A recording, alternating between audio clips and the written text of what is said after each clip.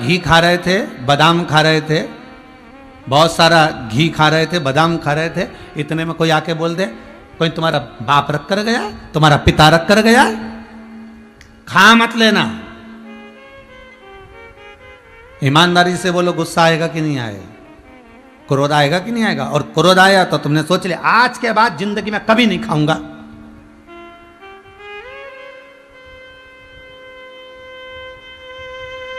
संकल्प ले लिया अब नहीं खाऊंगा, वो जिद में छोड़ दिया।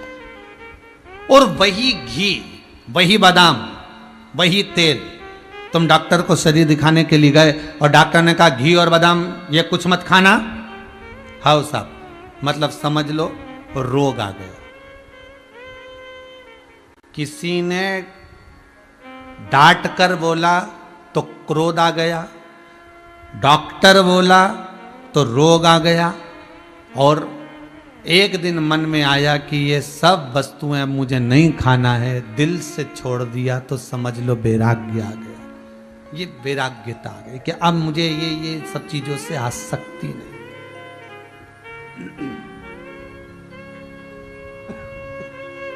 अब मुझे इन चीजों में आसक्ति का भाव नहीं, अब मुझे ये श्रेष्ठ नहीं लग रही।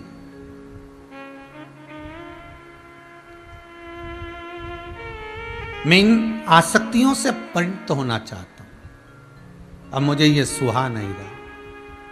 महाराज, शिव महापुराण की कथा में भगवान शंकर जब माता दाक्षायणी को लेकर भगवान कुंभज ऋषि के आश्रम में जाते हैं और कुंभज बाबा के सम्मुख में पहुंचकर जब कुंभज बाबा ने दाक्षायणी को और शिव को प्रणाम किया है तो शंकर के भीतर तो कोई अहंकार था ही नहीं,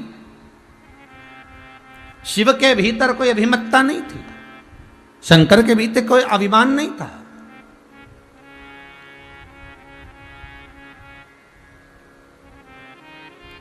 पर प्रणाम करने से अभिमान जो आया है वो दाक्षायणी को आया है, अभिमान जो आया वो सती को आया।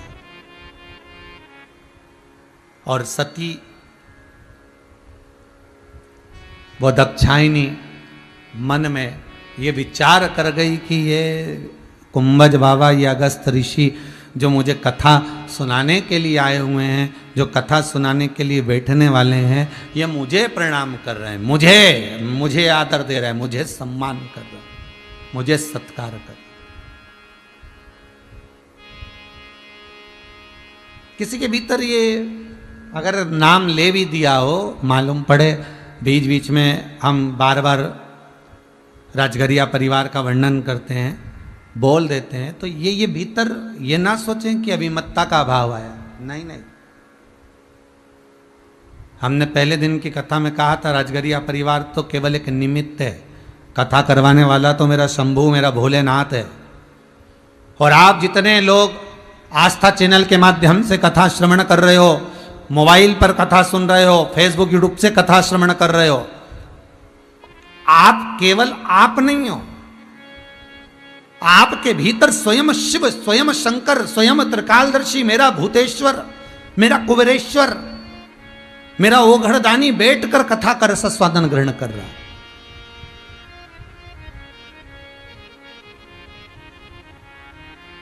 और कथा वाचने वाला हम नहीं, कथा वाचने वाला भी शंकर ही है, कोई दूसरा नहीं, शिव, केवल शंकर।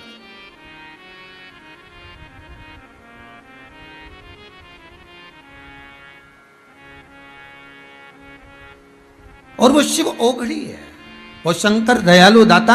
आज यहां सती के मन में जो अभिमत्ता का एक भाव प्रकट हुआ है, अहंकार का एक भाव प्रकट हुआ है, वो अहंकार इस बात का था कि मुझे आदर मिला है, मेरा सम्मान हुआ है, मेरे आगे हाथ जोड़ा गया है, मेरे आगे आज सम्मान किया गया है।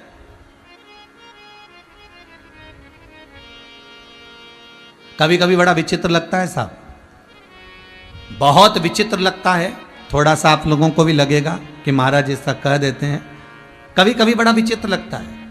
ये नवयुवक लड़के, ये नवयुवक बेटे जो नई नई राजनीति में प्रवेश करते हैं, ये नवयुवक लड़के अपने माँ बाप के तो कभी पाँव नहीं पड़ते, पर जो राजनेता आते हैं उनके चरणों में ऐसे प्रणाम करते हैं कि इनके बराबर दुनिया में कोई होगा नहीं। ये उसी में का हाल है जैसे एक मोटरसाइकिल से, एक बुलेट से एक बेटा जा रहा था और बाप ने, पिता ने आवाज लगाई, ए बेटा इधर आओ। बेटे ने बुलेट बंद करी, आया, हाँ पापा जा जरा एक गिलास पानी ला कर दे। बेटा अंदर दौड़ कर गया, मम्मी पापा में रत्ती भर की अकल नहीं है, बताओ मैंने गाड़ी चालू कर ली थी, मैं जा रहा था और पापा मुझे बुला कर कहते एक गिलास पानी ला कर दो। मम्मी पापा को पानी दे दो। मां गई, पिताजी को, अपने पति को पानी दिया। पिताजी ने पूछ लिया, तुम्हारे राजकुमार कहां जा रहा है इतनी जल्दी? इसको कहां जाने की जल्दी पड़ी है जो इतनी जल्दी भाग कर जा रहा है गाड़ी लेकर, सुनने को तैयार नहीं है, पानी ला कर दे नहीं रहा। इतने में मां तुरंत कहती है, रेलवे स्टेशन पर प्याऊ लगाई है ना तो पानी पिलाने जा रहा। बाप ने माथा ठोक लिया, विचार करो घर में बूढ़ा बाप पानी मांग रहा है और औलाद एक गिलास पानी नहीं दे पा रही है और रेलवे स्टेशन पर प्याऊ लगाई है पानी पिलाने के लिए।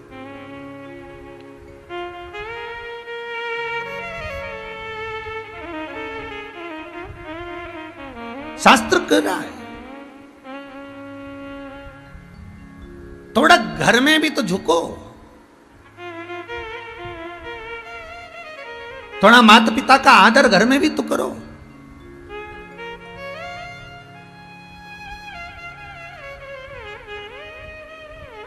थोड़ा सा सम्मान घर के भीतर, केवल मदर्स डे पर फोटो डालने से माता का सम्मान नहीं है भाई।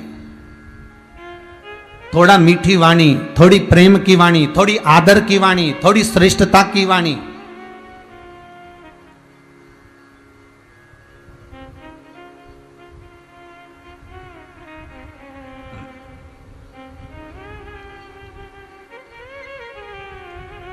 कल माउंट आबू से सुमित्राबाई सोलंकी का फोन था, कह रही थी गुरुदेव अब अवस्था हो गई है हमारी भी 80 के करीब में, 85 के करीब में, अब जीवन का कोई भरोसा नहीं, कब जीवन चले जाए, कब जाना पड़ जाए। इन हाथों से सत्कर्म होता रहे। हमने उनसे एक ही बात कही, इतनी जल्दी मरने का क्या सोचना, अभी तो ये सोचना है कि हमें राम कैसे मिलेगा, अभी तो ये सोचना है कि हमें कृष्ण कैसे मिलेगा, अभी तो हमें ये सोचना है कि हमें शंकर कैसे मिलेगा, अभी हमें ये सोचना है कि हमें भगवान का दर्शन कैसे होगा।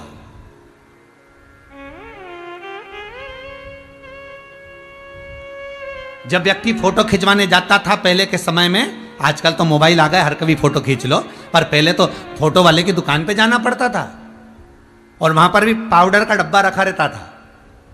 अरे बोलो सही है कि गलत है? जितने लोग कथा सुन रहे हो, टीवी के सामने बैठे हो, वहां पे भी पाउडर का डब्बा रखा रहता था, वहां पे भी थोड़ा कंगा रखा रहता था, तेल रखा रहता था और कांच लगा होता था। फोटो वाले की दुकान पे जाओ तो थोड़ा पाउडर वाउडर लगा के, कंगी वंगी फाड़ के, और फिर इसके बाद में फोटो, तो फोटो वाला भी कहता था, ए अम्मा स्माइल प्लीज। फोटो वाला भी कहता था, ए भाऊ स्माइल। क्यों? क्यों? फोटो वाले को क्या जरूरत पड़ी जो तुमसे स्माइल दिला रहा है? फोटो वाले को क्या जरूरत पड़ी जो तुमसे कह रहा है कि स्माइल दो? फोटो वाले को क्या जरूरत तुम्हारी स्माइल से? फोटो वाले को मालूम है अगर मैं स्माइल का बोलूंगा और ये स्माइल देगा, मैं जब बटन दबाऊंगा और बटन दबते से इसने स्माइल दे दी तो इसका फोटो अच्छा आ जाएगा। और मालूम पड़े फोटो वाले ने कहा अम्मा स्माइल प्लीज, और तुम धापो की बाई की तरह सिर पे पल्लू डाल के एकदम आंखें निकाल कर गुस्से में, क्रोध में बैठ जा, और बटन दबी और फोटो खिंच गया। और फोटो खिंच गया तो फोटो अच्छा नहीं आया, तो इसमें फोटो वाले की गलती है कि तुम्हारी है? बोलो जरा जम के। जितने बैठे हो टीवी के सामने, सोफे पे बैठे हो, पलंग पे बैठे हो, कुर्सी पर बैठे हो, जहां बैठे हो, बोलो रे, इसमें फोटो वाले की गलती है क्या? फोटो वाले की कोई गलती नहीं। फोटो वाला तो कैमरा लेकर तैयार बैठा है, बटन दबेगी फोटो खींचा जाएगा। उसने कहा स्माइल प्लीज। बस उसी तरह प्राण छूटने से पहले हमने सुमित्राबाई जी को कहा, प्राण छूटने से पहले थोड़ा सा श्रृंगार कर लो। श्रृंगार मतलब भगवान की भक्ति में डूब जाओ, भगवान के भजन में डूब जाओ, भगवान के स्मरण में डूब जाओ।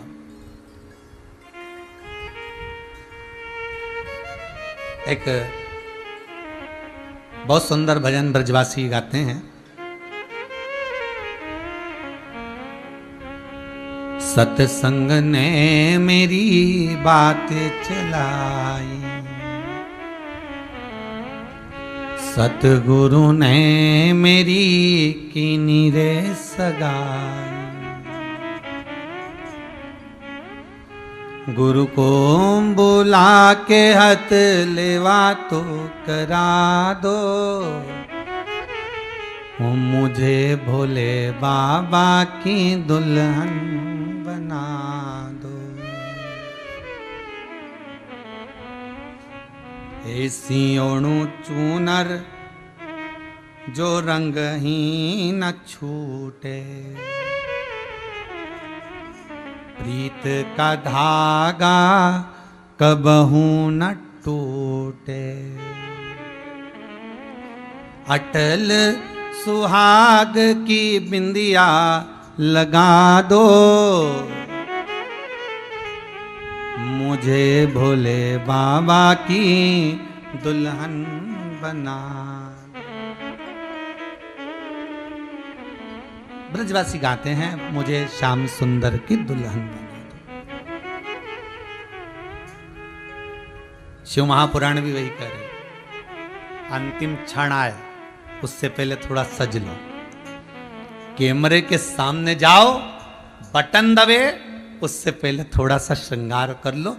स्माइल देने का मौका तो भगवान देता है। प्राण छूटने से पहले, दिया बुझने से पहले दिए की रोशनी तीव्र होती है।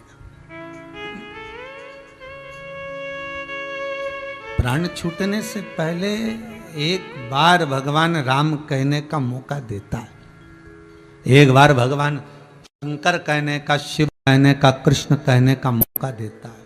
बस उस मौके की तलाश में रहिएगा।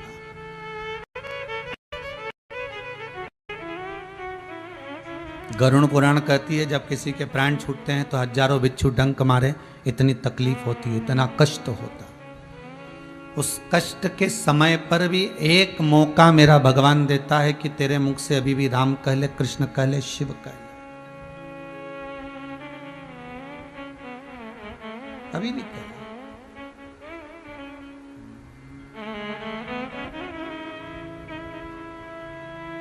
भगवान मौका देगा। कैमरे के सामने पहुंचोगे, बटन दबेगा, उससे पहले भगवान मौका देगा राम कहने का। कि मुख में है राम नाम, राम सेवा हाथ में, तू अकेला नहीं प्यारे, राम तेरे साथ में। जिंदगी की बागडोर हाथ दीना नाथ के, वो महलों में राखे चाहे झोपड़ी का वास दे। ये वो मौका देगा, एक बार सबको देता है, हर एक को। राम कहने का, कृष्ण कहने का, शिव कहने का। जप लो उतने समय। तो ये ना सोचिए कि अवस्था हो गई, अब जाना है, अब प्राण छूटने का समय आ गया। नहीं नहीं नहीं, अभी तो है। अभी तो हमें शंकर को पाना है, अभी तो हमें राम को पाना है, अभी तो हमें कृष्ण को पाना है। अभी दूरी नहीं, अभी तो हमें भगवान शंकर का अनुमोदन करना है, शिव का स्मरण करना है, शंकर को रिझाना है। इतनी जल्दी प्राण नहीं छोड़ना। और मेरा निवेदन है, जितने कोरोना महामारी के अंतर्गत भी अगर मान लो थोड़ी बीमारी से ग्रसित भी हो गए, हॉस्पिटल में पड़ भी गए, इलाज भी चल रहा है, हारनावती डरनावती, उस शंकर का श्री शिवाय नमस्तुभ्यम का जाप करते रहो, शंकर का अनुमोदन करते रहो। और ये विश्वास जागृत रखकर रहना कि अभी तो मुझे आगे बढ़कर शंकर की कथा करवाना है। अभी कोई साधन है क्या? हम तो आपसे हर बार कहते हैं, कथा के विराम पर, जिस दिन कथा का विराम होता है उस दिन आपको कहा जाता है कि भगवान से निवेदन करना कि जैसे ये कथा राजगरिया परिवार करवा रहा है, ऐसा धन, ऐसा वैभव, ऐसी सत्ता, ऐसा धन और हमारा स्वस्थ जीवन हमको ऐसा देना कि हम भी जिंदगी में एक बार शिव महापुराण की कथा करवाएं। और वचन देना भोलेनाथ, कथा हो, ये उसको कहो, ये उसको बोलो, वो जानेगा।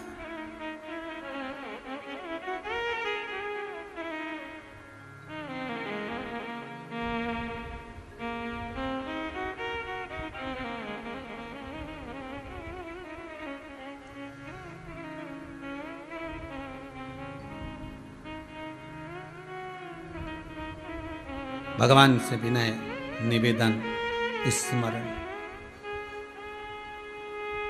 मेरे भोले मेरे शंभू मुझे दर्शन करा देना। मेरे भोले मेरे शंभू मुझे दर्शन करा देना। मेरे भोले मेरे शंभू मुझे दर्शन करा देना। मेरे भोले मेरे शंभू सब गाइए। मुझे दर्शन करा देना। मैं आया हूँ तेरे दर पे मुझे दर्शन करा देना। मैं आया हूँ तेरे दर पे मुझे दर्शन करा देना। मैं आया हूँ तेरे दर पे मुझे दर्शन करा देना। मैं आया हूँ तेरे दर पे मुझे दर्शन करा देना। जय हो।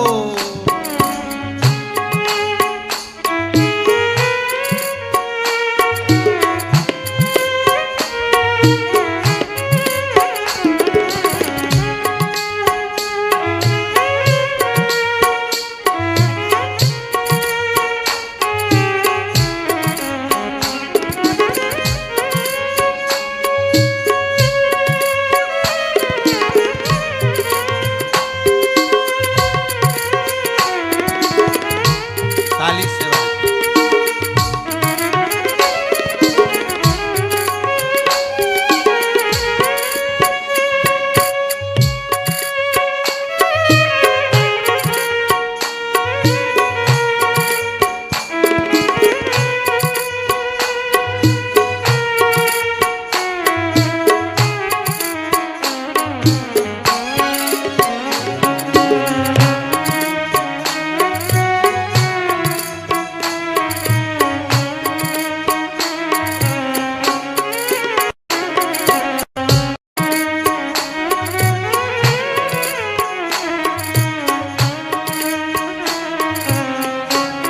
कभी तो सामने हो तुम, कभी तुम हो गए ओझल।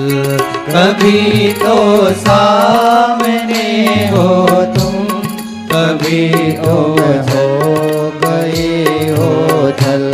कभी तो सामने हो तुम, कभी तुम हो गए ओझल। कभी तो सामने हो तुम, कभी तुम हो गए हो जल। मेरे भोले आकर के मुझे दर्शन दिखा देना। मेरे भोले आकर के मुझे दर्शन दिखा देना। मेरे भोले मेरे शंभू मुझे दर्शन दिखा देना। मेरे भोले मेरे शंभू मुझे दर्शन करा देना। मैं जैसा हूँ तेरा ही हूँ, मुझे दर्शन दिखा देना। मैं जैसा हूँ तेरा ही हूँ, मुझे दर्शन करा देना। मुझे दर्शन करा देना। मुझे दर्शन करा देना। मुझे दर्शन करा देना। मुझे दर्शन करा देना। सब गाइए। मुझे दर्शन करा देना। मुझे दर्शन करा देना। मुझे दर्शन करा देना।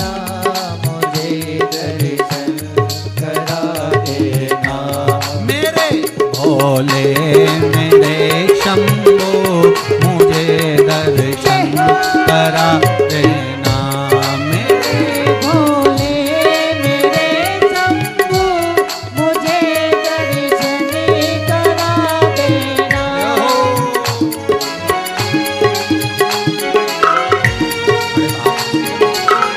ताली से बजते हुए।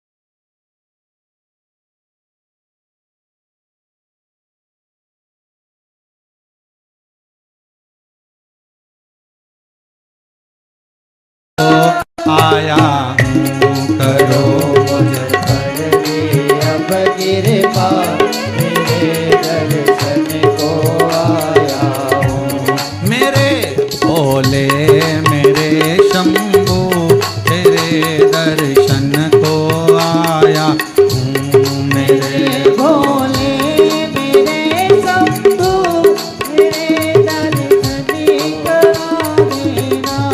मैं आया हूँ तेरे दर पे मुझे दर्शन करा देना। मैं आया हूँ तेरे दर पे मुझे दर्शन करा देना।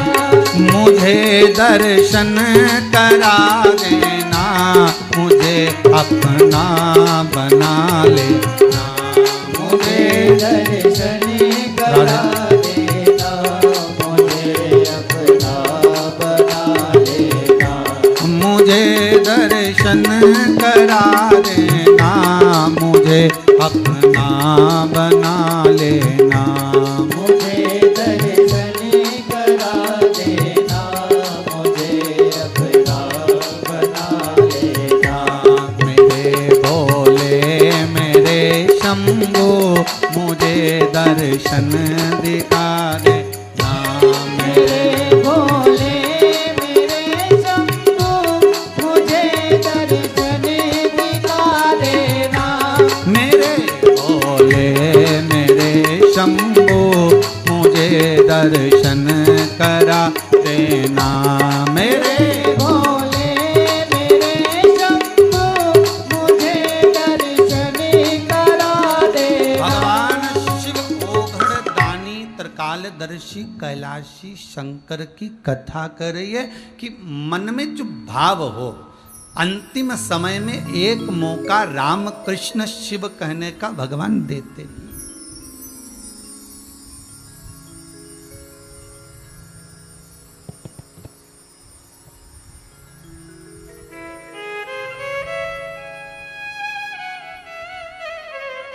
कल किसी ने एक प्रश्न किया है कि गुरुजी हमारे पास में, समीर जी के पास व्हाट्सएप पर मैसेज है कि हमारे पास में, हमारे घर में अबीर भी रखा है, गुलाल भी रखा है, चंदन भी रखा है, चावल भी रखा है, हम भगवान की रोज इतनी सारी सामग्री से पूजन करते हैं, उसके बाद भी हमको थोड़ा तकलीफ आ जाता है, कष्ट आ जाता है, तो क्यों आता है?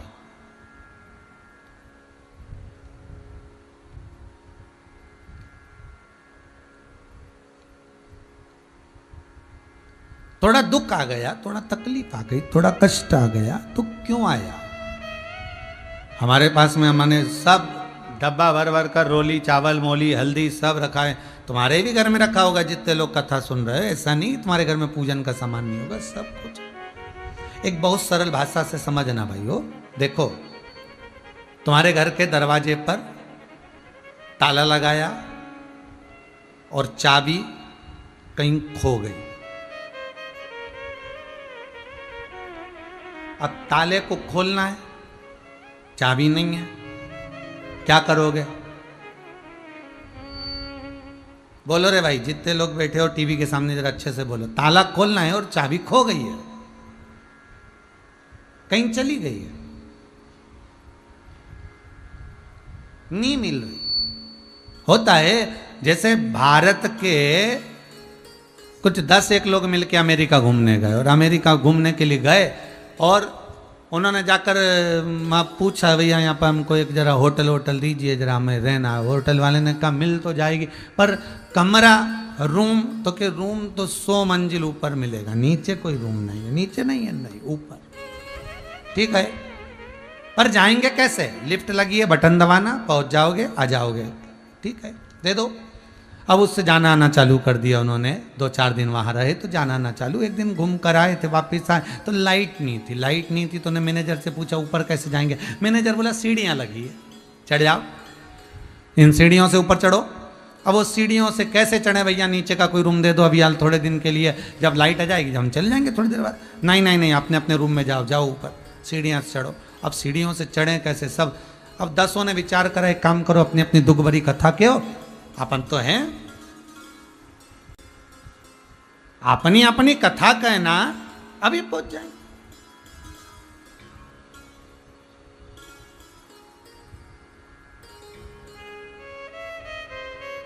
गप्पे मारने में, बोलने में अपन पीछे हैं क्या?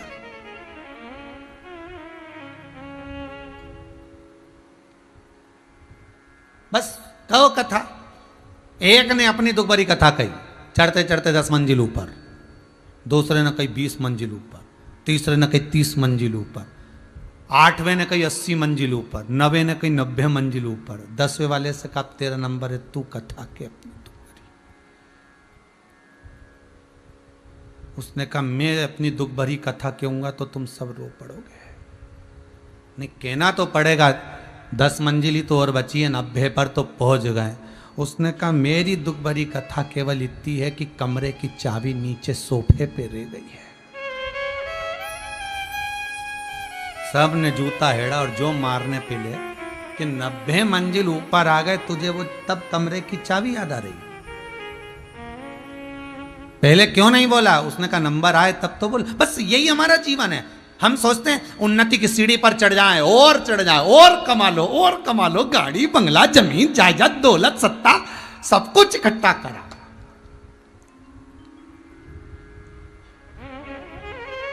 अरे गुरुजी, बस बेटा दुकान संभाल ले, फिर मैं माला संभाल लूंगा। ओहो, पक्का? हाँ, बस एक बार बेटा दुकान संभाल ले और मैं माला संभालूंगा। फिर तुम कहते हो ना माला जपना, भजन करना, शंकर जपना, फिर मैं माला संभालूंगा। और मालूम पड़े कि बेटा दुकान संभाले, उसके बाद मालूम पड़े तू पलंग संभाल, माला कौन संभाले?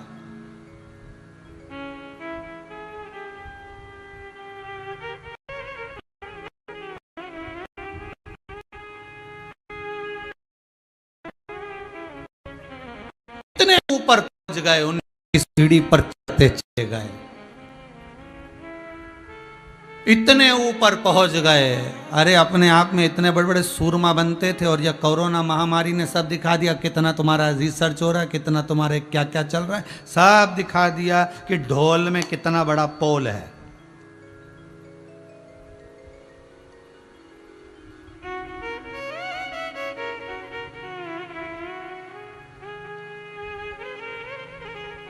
अब इतने ऊपर चढ़ गए, इतनी उन्नति पर चढ़ गए, और मालूम पड़े चाबी कौन सी? वो शिव महापुराण की चाबी। वो भगवान की भक्ति की चाबी, स्मरण की चाबी, नाम जाप की चाबी, नाम स्मरण की चाबी। क्योंकि ऊपर कोई दूसरी चाबी नहीं लगती। बैकुंठ का ताला अगर खोलना है तो चाबी भगवान के भजन की होना चाहिए। अगर बैकुंठ का ताला खोलना है तो चाबी भगवत स्मरण की होना चाहिए।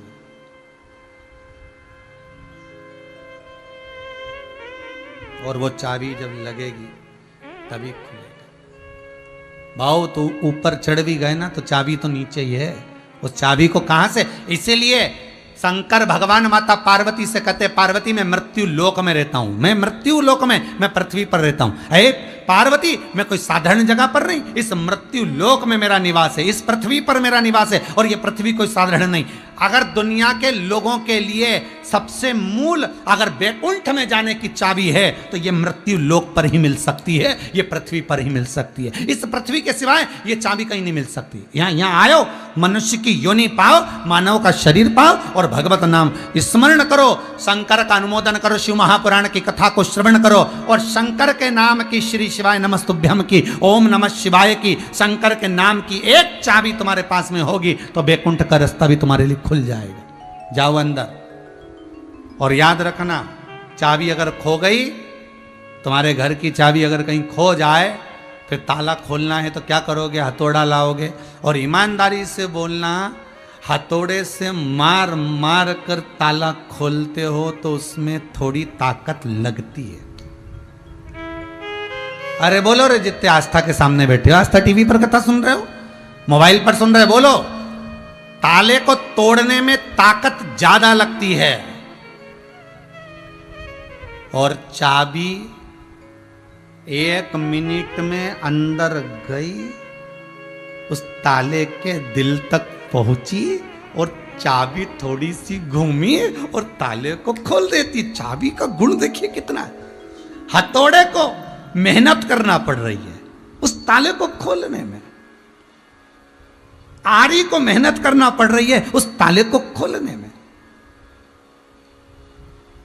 पत्थर को मेहनत करना पड़ रही है उस ताले को खोलने में। और चाबी मात्र अंदर गई, उसके दिल तक पहुंची, ताले के हृदय तक। चाबी हृदय तक पहुंची और जो घूमी और वो ताला खुल गया। बस यही शिव महापुराण की कथा है। बहुत सारा सामान है। गुरुजी मेरे पास चावल रखे, मेरे पास में अबीर रखा है, मेरे पास में गुलाल रखा, मेरे पास में चंदन रखा, मेरे पास में अगर तगर रखा, मेरे पास में सारा सामान रखा, मैं रोज भगवान की पूजन करती हूं। अर्थात तुम भगवान को केवल हथौड़े से, अर्थात भगवान को केवल वस्तुओं से पाने का प्रयास ना करिए, ताले को हथौड़े से तोड़ने का प्रयास ना करिए, भगवान को केवल वस्तुओं से रिझाने का प्रयास ना करिए। भगवान शंकर को अगर रिझाना है तो तुम्हारे पास में अगर कोई वस्तु नहीं भी है तो पहले भी कहा, भगवान को रिझाना है, तुम्हारे पास कुछ भी नहीं है, 1 लोटा पानी भी नहीं है, तो शंकर के मंदिर में जाकर, जो शंकर के मंदिर में कोई ना जाए उस मंदिर में तुम जाओ और एक कपड़ा उठाकर घर से पोछा ले और पोछा फेर दो, शिव जी का श्रृंगार कर दो, जो पड़ा उसी से भगवान का श्रृंगार कर दो, कहीं पानी रखा उसी से भगवान को स्नान करा दो, भाव से भगवान का श्रृंगार कर दो। एकांत में बैठकर इस हृदय की चाबी से शंकर के ताले को खोलो। वस्तुओं से भगवान कभी प्रसन्न नहीं होता रे बाबा।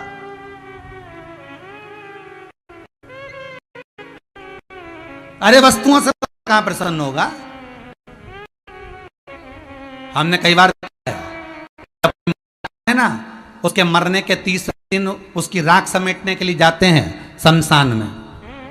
जब राख समेटने के लिए जाते हैं तो साथ में उसको जो जो चीज पसंद होती है ना, वो सब सामान लेके जाते, समोसा, पोया, और समोसा भी उसी दुकान का लेके जाते हैं जिस दुकान का काका जी खाते थे, वही का समोसा, पोहा, जलेबी, और बिस्कुट भी वही लेके जाते हैं जो बिस्कुट काका जी खाते थे, पार्ले जी वाला नहीं, 2020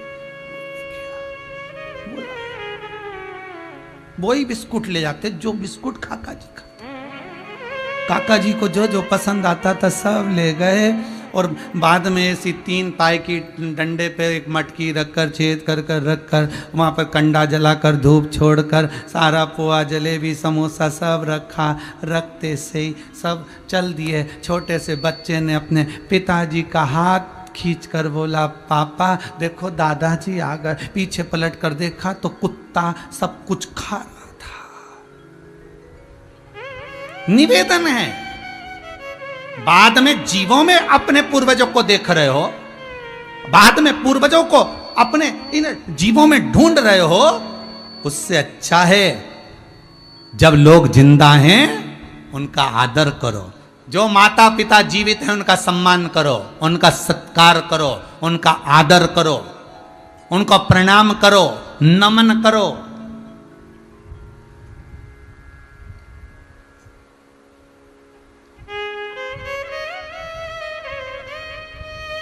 एक बार गंगा जी से पूछा,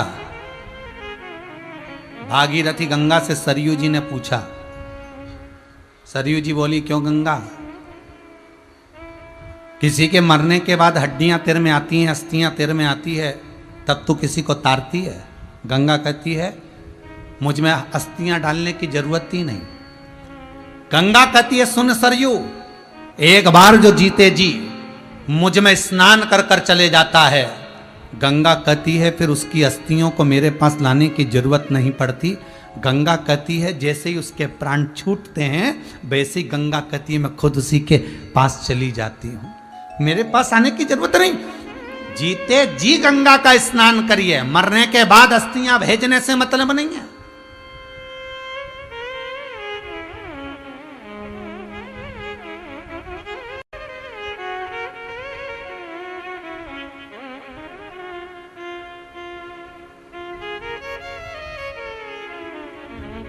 हम जीते जी स्मरण नहीं कर पाए। अहंकार में, अभिमत्ता में, अहम में हम डूबे रहे, और वो अहंकार, वो अभिमत्ता, वो अहम हमारा इतना था कि हम भगवत भजन में डूब ना पाए। हम वस्तुओं में भगवान को ढूंढ रहे हैं, हम वस्तुओं से भगवान को रिझा रहे हैं। और भगवान तो भाव का भूखा था। विदुर जी के घर में गए और विदुरायन ने एक बढ़िया जोरदार पलंग बनवाया था। उस पलंग में नई नई निवाड़ रस्सी बंधवाई थी, और भगवान जैसे पहुंचे, विदुर जी तो थे नहीं, विदुरायन घर पर थी। सुध भूल गई विदुरायन, और भगवान ने आवाज लगाया, काका, ओ काका जी, और विदुरायन दौड़ कर आई। जो दरवाजा खोला, भगवान कृष्ण को जो देखा, द्वारका नाथ को जो देखा, विदुरायन की सुध चली गई, मेरा भगवान आया। अब वस्तु नहीं है विदुरायन के पास, पलंग बिछाना था। नया वाला पलंग खड़ा हुआ था, उसके पास में पुराना पलंग रखा हुआ था, और विदुरायन ने तुरंत नया पलंग बिछाने की जगह पुराना पलंग बिछा दिया। और पुराना पलंग बिछाकर विदुरायन बोली, प्रभु बैठिए। भगवान ने कहा इस पे? विदुरायन बोली, नया है। भगवान ने कहा नया ऐसा है तो पुराना कैसा होगा? पुराने पलंग की जो रस्सियां थी, निवाड़ थी, उसको 10-12 जगह से 14 जगह से ऊंदरा ने, चूहे ने कतर दिया था। रस्सियां नीचे लटक रही थी, और भगवान से कह रही बैठो, नया है। भगवान मन में सोचे, नया ऐसा है तो पुराना कैसा होगा? अरे बैठो। भगवान के इस पे, विदुरायन के नया है, तुम्हारे लिए तो बनवाया, बैठ जाओ। शुद्ध नहीं है। और भगवान बैठ गए। बैठे कहाँ? रस्सी पर नहीं बैठे, आसपास में जो लकड़ी की पाटी थी उस पाटी पर भगवान बैठ गए। तो विदुरायन बोली, थोड़ा अंदर खसक के बैठो, रेशम की रस्सी लगवाइए। भगवान जैसे ही अंदर खस के, भगवान के वजन के कारण जो 14 जगह से चूहे ने रस्सी काटी थी सब टूट गई, और भगवान अंदर फंस गए। भगवान के पांव उधर, भगवान इधर, बीच में लटके द्वारका नाथ। विदुरायन ने पूछ लिया, कैसा लग रहा है? भगवान बोले, ऐसा लग रहा है कि 100 किलो की कपास पे बैठा। विदुरायन बोली, अच्छा लग रहा है ना, अब मैं तुम्हारे लिए कुछ खाने का लाती हूँ, कुछ पाने के लिए लाती हूँ। और भगवान बोले, रहने दे, क्योंकि भगवान को लगा कि बिठाया ऐसा है तो खिलाएगी क्या, कहीं भाटा वाटा नहीं उठा के लिया है, इसका क्या भरोसा। तो भगवान कह रहे नहीं नहीं, मैं तो खाने का लाऊंगी। अंदर गई और केले उठा के लाई 2 दर्जन, और कहती जा रही है,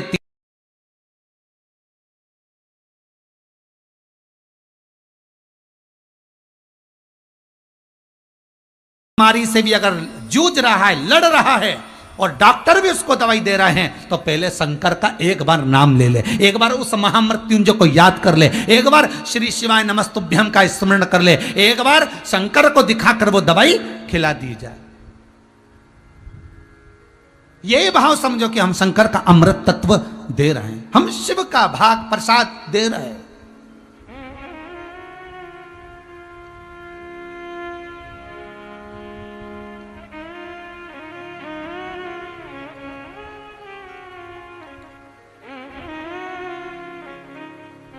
कितना भोला है मेरा शंकर।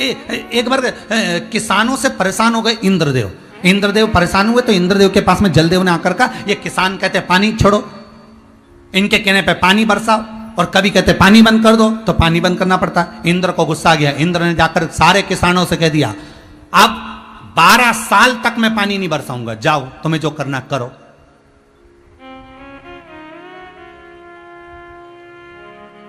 इंद्र को क्रोध आया और इंद्र ने कहते 12 साल तक मैं पानी नहीं बरसाऊंगा।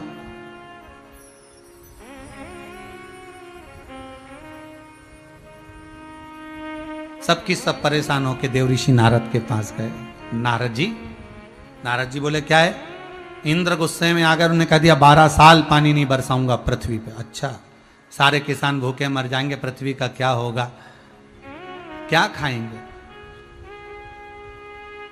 नारद जी ने कहा चिंता मत करो, तुम सब शंकर जी का भजन करो। सारे किसान लग गए, अपने अपने घरों में शंकर जी का भजन करने लगे, शिव का स्मरण करने लगे। शंकर भगवान के पास इंद्र ने जाकर कहा, मैं बहुत परेशान हो गया था इन किसानों से, इसलिए मैंने 12 वर्ष का नियम लिया, 12 वर्ष पानी नहीं देना। आप भी मना कर देना अगर आपके पास खबर आए तो।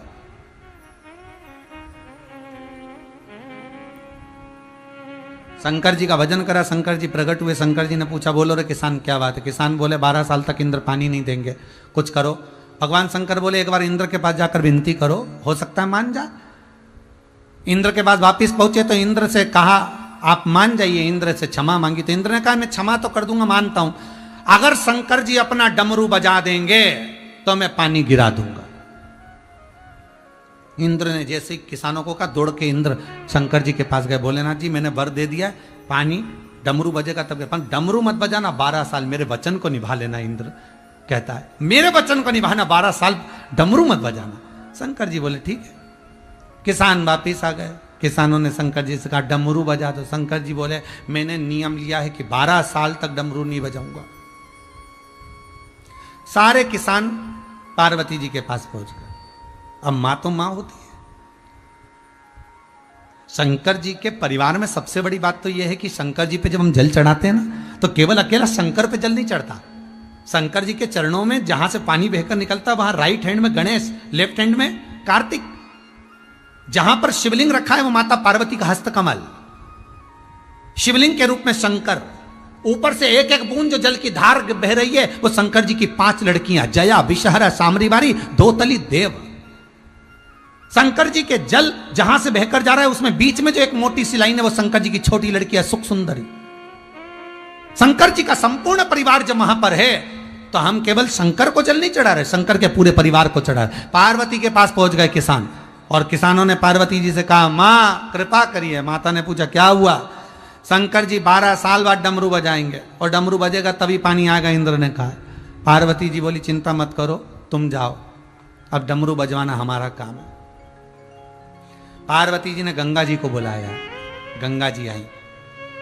पार्वती जी बोली गंगा, मैंने सुना है कि 2-4 साल तक व्यक्ति जो काम नहीं करता उसको भूल जाता है, फिर कभी जिंदगी भर नहीं कर पाता। एक बार मेरे को याद है गंगा, जब भगवान शंकर नटराज बनकर आए थे ना मेरी शादी के पहले, मुझे रिझाने के लिए नटराज अवतार भगवान ने धारण करा था, तब शंकर जी इतना अच्छा डमरू बजाते थे, इतना बढ़िया डमरू बजाते थे। और शंकर जी को डमरू आज भी बहुत अच्छा बजाना आता है, पर मैंने सुना है कि 12 साल तक शंकर डमरू नहीं बजाएंगे। पर चिंता मुझे ये लगी, अगर 12 साल तक कोई व्यक्ति काम नहीं कर पाता तो वो कुछ काम कर ही नहीं पाता, भूल जाता। सिलाई करने वाला 12 साल में अगर सिलाई करेगा तो सिलाई भूल जाएगा, कढ़ाई करने वाला कढ़ाई करेगा तो 12 साल में कढ़ाई भूल जाएगा। तो फिर शंकर जी अगर 12 साल बाद डमरू बजाएंगे तो डमरू बजाना भूल तो नहीं जाएंगे। शंकर जी को कुछ भी हो पर थोड़ा सा प्रैक्टिकल करते रहना चाहिए। गंगा शिव जी को थोड़ा सा प्रैक्टिस करते रहना चाहिए, थोड़ी थोड़ी प्रैक्टिस करें।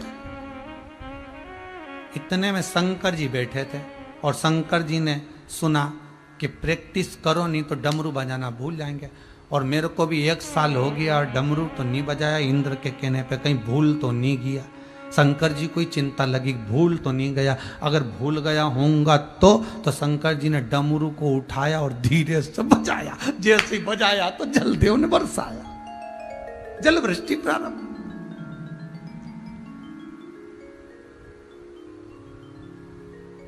और जल वृष्टि हुई, डमरू बजते। बस वही तुम्हारे भीतर हो। परमात्मा को पाने की ललकता वस्तुओं में नहीं हो सकती। आप दिल से भगवान शिव को रिझाओ, वो डमरू बजाने को तैयार बैठा है, वो डमरू का नाच करने को तैयार बैठा है।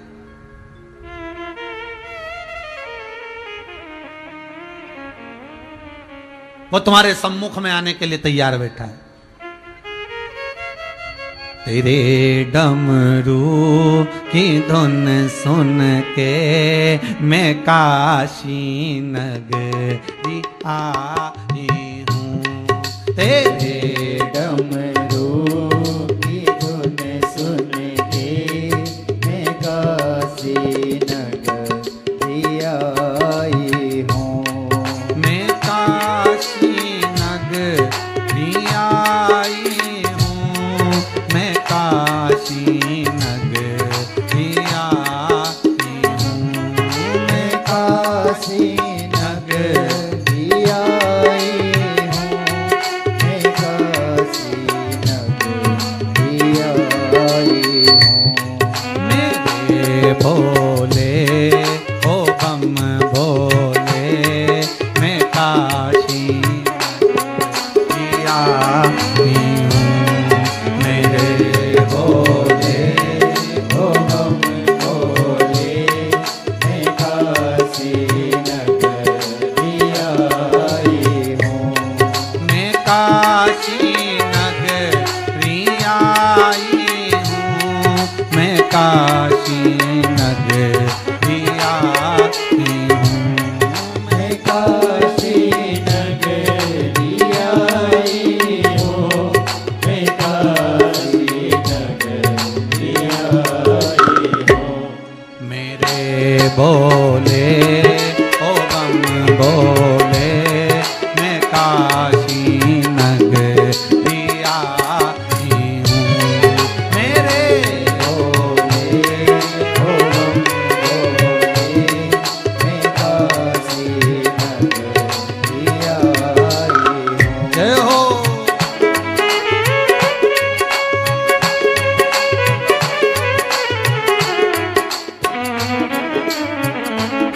जय हो।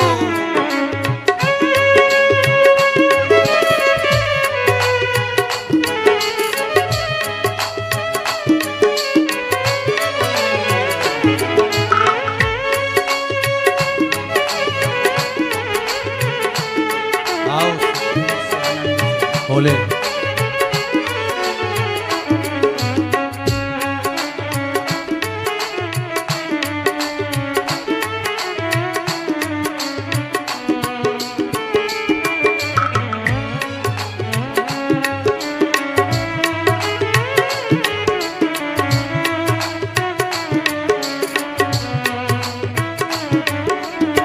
डमरू की धुन सुन के मैं काशी नगरी आई हूँ।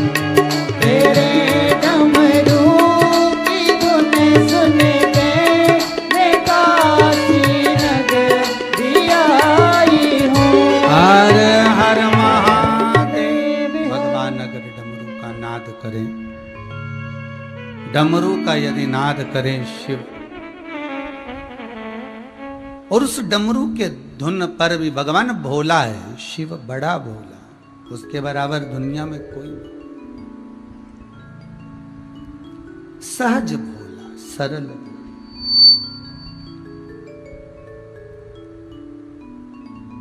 शिव कथा कह रही है, थोड़ा सा अहंकार छोड़ दोगे तो भगवान को मिलने में सहजता होगी। थोड़ी अभिमत्ता को त्याग दोगे तो भगवान को मिलने में सरलता होगी। दक्षायनी सती का अहम गया,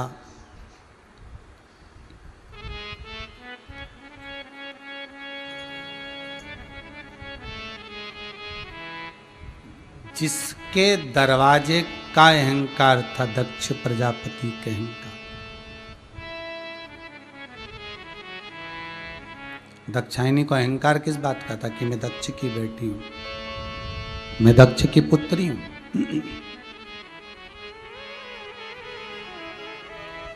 अभिमानी ये भरा हुआ था कि मैं दक्ष की बेटी हूं। और भस्म भी कहां हुई है? दक्ष के घर के यज्ञ में। भाई बहुत ध्यान देना रे महाराज, जितने लोग कथा को श्रवण कर रहे हो बड़े भाव से सुन लीजिए, बड़े भाव से श्रवण करिएगा।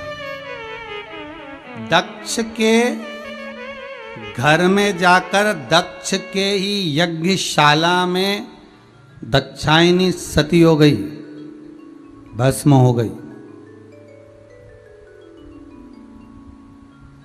अहंकार जिस चीज का होता है, अभिमान जिस चीज का होता है, वही चीज सबसे पहले टूटती है। सबसे पहले वही टूटेगी। जिस चीज का अहंकार होगा, जिस चीज का अभिमान होगा, सबसे पहले टूटने वाली वही है। और देख लो अहंकार, ये दांतों को सबसे बड़े अहंकार रहता है, मैं सबको खा सकता हूं, मैं सबको खा जाऊंगा। सबसे पहले वही टूटते हैं। इन नैनों को अभिमान रहता है, मैं सब कुछ देख सकती हूं, धीरे धीरे वो भी चली जाती है। श्रवण को अहंकार रहता है कि मेरी शक्ति बड़ी प्रबल है, मेरी श्रवणता बड़ी प्रबल है। सबसे पहले वही धीरे धीरे चले जाते हैं।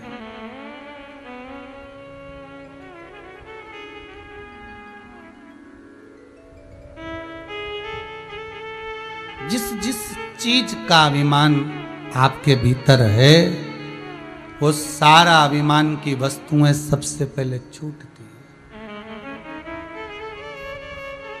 दक्षायनी दक्ष के यज्ञ में जाकर समाप्त हो गई। शिव को क्रोध आया।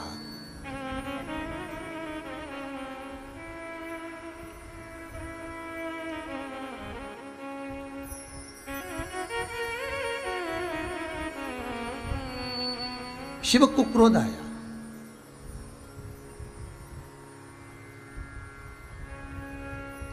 और बहुत क्रोध आया। कुछ चीजें बहुत कठिन होती हैं।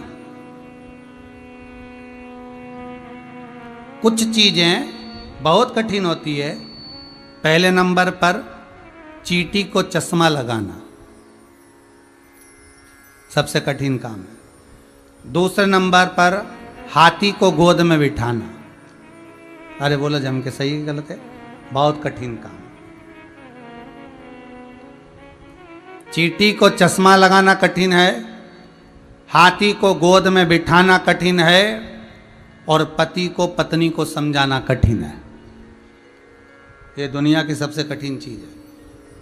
शंकर भगवान पार्वती को, दक्षायनी को समझा रहे थे, सती को समझा रहे थे कि तू मत जा। नहीं मानी, चली गई और शांत भी हो गई, समाप्त हो गई, भस्म हो गई। शंकर भगवान को क्रोध आया, और वो क्रोध दक्ष प्रजापति पर कम आया। अगर क्रोध आया तो सती पर ज्यादा आया कि सती, अगर तुझे प्राण त्यागना ही थे, मान लो तुझे प्राण छोड़ना ही थे तो तू कहीं और प्राण छोड़ती, पर तू जो यज्ञ हो रहा था उस यज्ञ के कुंड में कूदकर तूने प्राणों को त्यागा।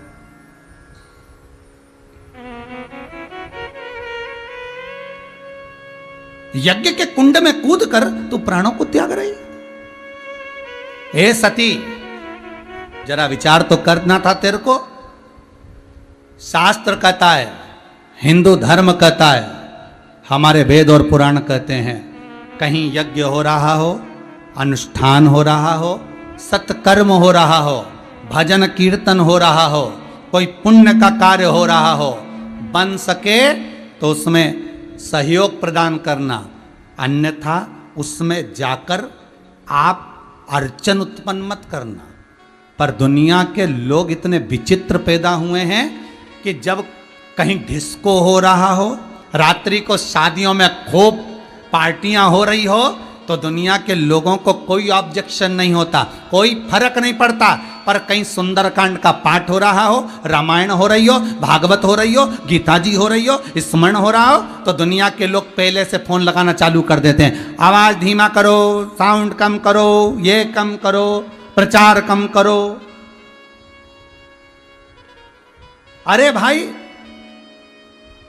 शिव महापुराण की कथा कहती है, जैसे जंगल में शेर धाड़ता है, सिंह की गर्जना से छोटे छोटे जीव भाग जाते हैं, उसी तरह शिव महापुराण की गर्जना से हजारों लाखों जो रोग व्यक्ति को ग्रसित करने वाले होते हैं, काम, लोभ, आसक्ति, व्यसन आदि आदि जितने रोग हैं, परेशानियां, ये सब भाग जाते हैं, ये सब भाग जाते हैं।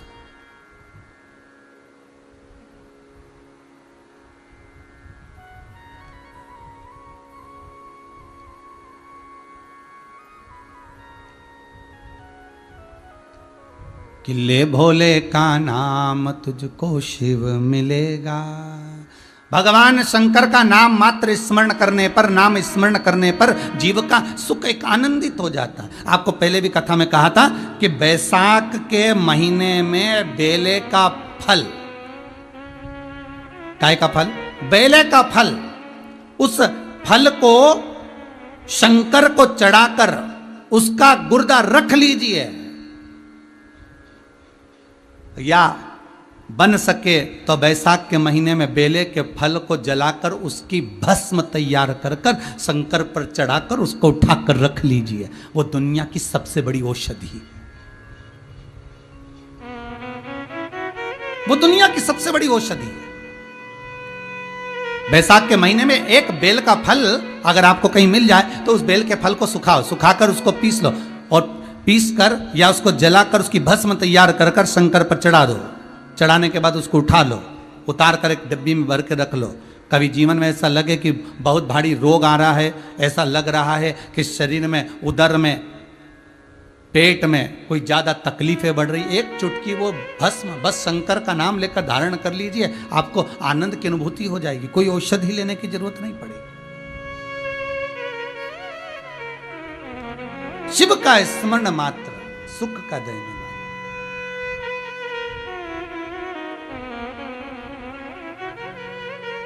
महाराज,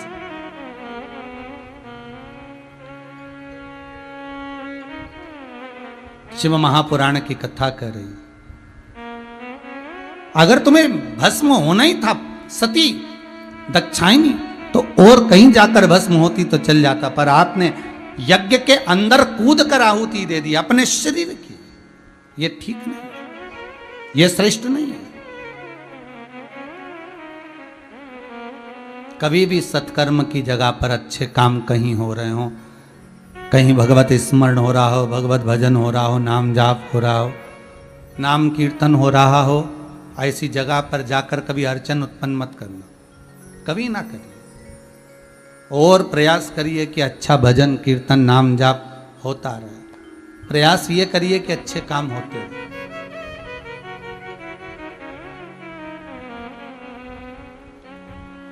महाराज, सती तुम क्रोध की अग्नि में जलकर भस्म हुई हो, इस यज्ञ की अग्नि में जलकर भस्म हुई हो सती, मैं शिव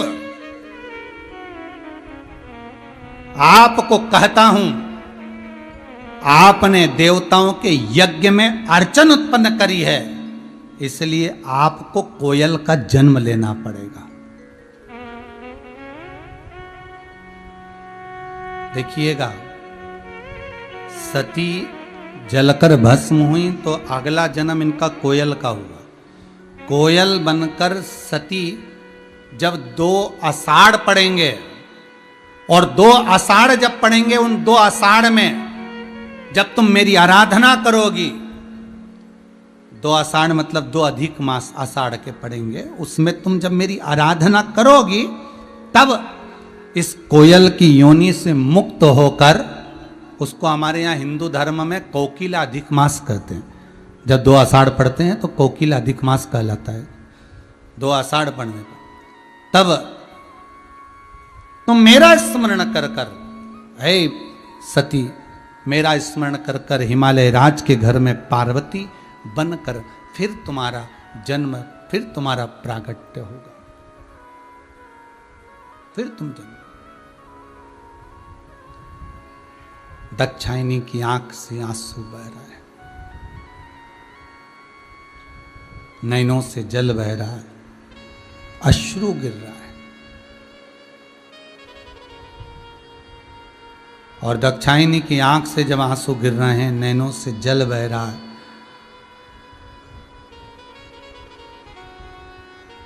कि मैं कोयल बनूं, ठीक है, पर आपसे तो मैं वंचित रह जाऊंगी, आपसे तो मैं दूर रह जाऊंगी, और आपसे अगर मैं दूर रह गई तो मेरा फिर कोई जन्म हो मुझे मतलब ही ना। शिव जी ने कहा, सुनो सती, कोयल के रूप में आप विराजमान होगी, पर जब आप कभी किसी भी स्थान पर मेरे शिवलिंग का निर्माण होगा, उस शिवलिंग के निर्माण वाली जगह पर जिस वृक्ष पर बैठकर आप आपकी वाणी से कूकोगी, बोलोगी, जिस शिवलिंग के स्थान पर विराजमान होने के बाद अपनी वाणी से जब आप कूकोगी, बोलोगी, तब मेरे ही पद को प्राप्त कर कर मेरा ही दर्शन नित्य पाओगे, नित्य।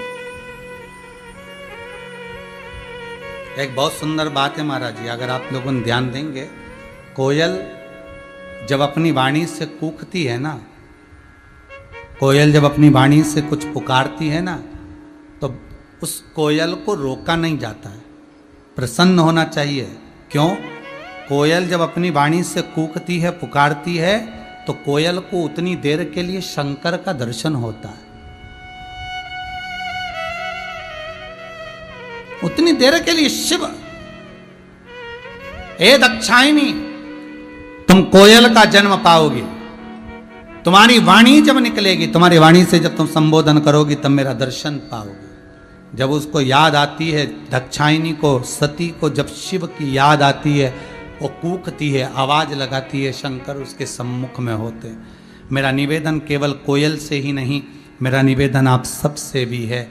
जैसे कोयल एक पक्षी होकर दाक्षायणी कूक कर भी भगवान को पा लेती है, आप और हम अगर एक बार दिल से, हृदय से शिव को पुकारेंगे, तो क्या शंकर नहीं आएगा? एक बहुत सुंदर बात कहें आपसे, ये कोरोना वायरस की गति और प्रार्थना की गति, आपके भजन की गति, भक्ति की गति, इन दोनों में तीव्रता किसकी है? जम के बोलिए। कोरोना वायरस जिस रफ्तार से फैल रहा है, शिव महापुराण की कथा कहती है, आपकी भक्ति, भजन, नाम जाप में वो बल है कि कोरोना वायरस जिस रफ्तार से फैल रहा है, उससे 1000 लाख गुना रफ्तार आपकी प्रार्थना में, आपकी भक्ति में, आपके मंत्र में होता है। इतना बल।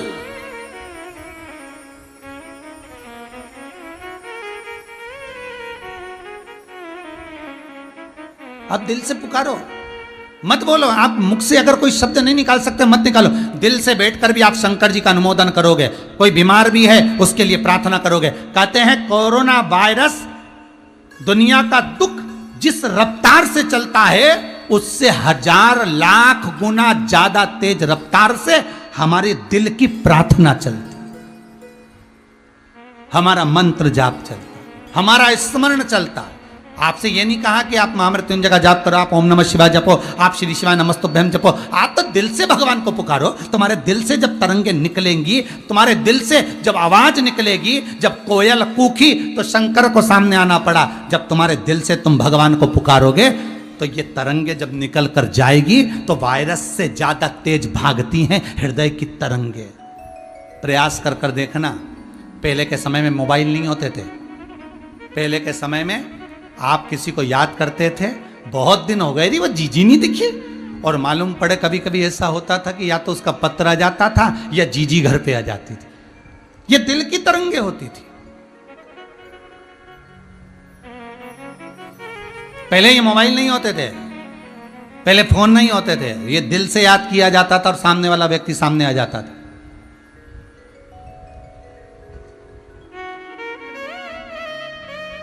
बस उसको पुकारा और वो सम्मुख में आ गया। केवल कोयल के लिए नहीं, हम सबके लिए शंकर जी की यह कथा प्रमाण दे रही है कि आप दिल से पुकारो। कोयल के सामने जब शंकर आ सकते हैं तो आपके सामने भी मेरा विश्वनाथ आ सकता है, आपके सामने भी मेरा शंभू आ सकता है, आपके सामने भी शंकर आ सकता है। एक किसी ने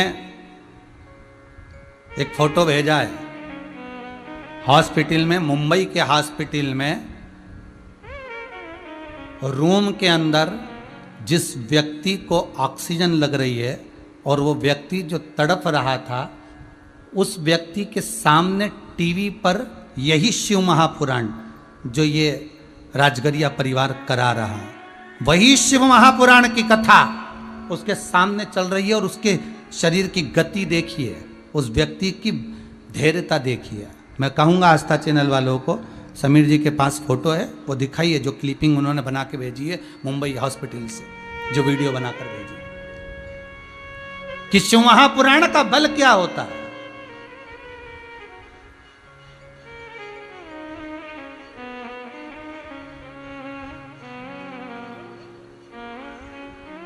शिव महापुराण की भक्ति का बल क्या होता है।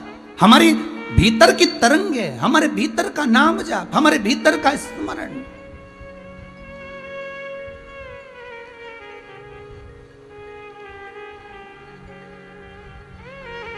और वो नाम जाप का फल महाराज, आप नाम, हम फिर कहेंगे आपको, हम फिर कह सकते हैं। अभी मंदिर बंद हैं, सारे देवालय बंद हैं, मान लो आप नहीं जा सकते, आप नहीं पहुंच सकते, तो आप अपने दिल से तो पुकार सकते हो उस शंकर को। उस मंत्र की तरंगे क्या कहती है, मात्र शिव महापुराण की उसने लिखकर भेजा है। अगर हो आस्था चैनल वालों के पास तो दिखाइएगा कि सामने टीवी चल रही है और मरीज उस टीवी को देखकर अपने आनंद सुख से उस कथा का रसास्वादन कर रहा है। जो तड़प रहा था उन्होंने जो डॉक्टरों ने मैसेज लिखकर भेजा कि शिव महापुराण की कथा, वो जीव जो सुन रहा है उसके इतना आनंद हो गया कि उसका मरीज का विल पावर मजबूत होकर वो ठीक होने लगा। तो ये दम शंकर की कथा में, ये तरंगे आपका प्रेम, आपकी वात्सल्यता, आपका स्नेह, आपकी करुणता।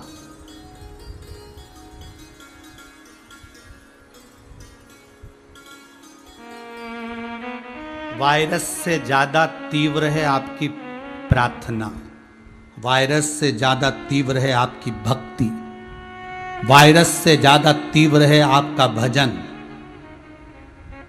वायरस से ज्यादा तीव्र है आपका स्मरण। एक बार नेत्र बंद कर कर आप दिल से उसको पुकार कर देखना। कोयल तो कूकती है तब शंकर सामने आते हैं, आप तो दिल से उसको पुकार कर देखिए, वो सामने खड़ा मिलेगा।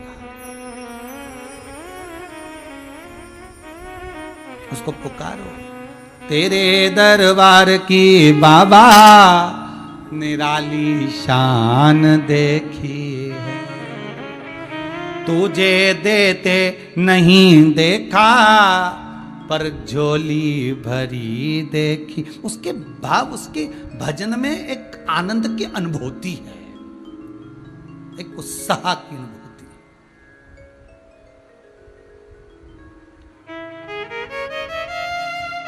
कैसे मिलेंगे शिव? शंकर समय आया, मैनावती के गर्भ से पार्वती मैया का प्राकट्य हुआ। कौन है ये मैना? मैना, धन्या, कला, ये 3 पितरों की बेटियां हैं। सनकादि ऋषि आए, वो बैठ कर तप कर रहे थे, ये तीनों निकल कर गईं। इनके वस्त्र से सनत कुमार के पांव में चोट लग गई। पहले जो वस्त्र होते थे उसमें रतन लगे होते थे, जैसे इसमें कांच लगा है, उसमें झामर झुमका लगा होता था। तो माताएं जब चलती थी तो वो झुमका, जो साड़ी में, वस्त्र में, लहंगे में जो सामग्री लगी होती थी, आभूषण लगे होते थे, उससे सनत कुमारों को चोट लग गई। और जब सनत कुमारों को चोट लगी, क्रोध आ गया।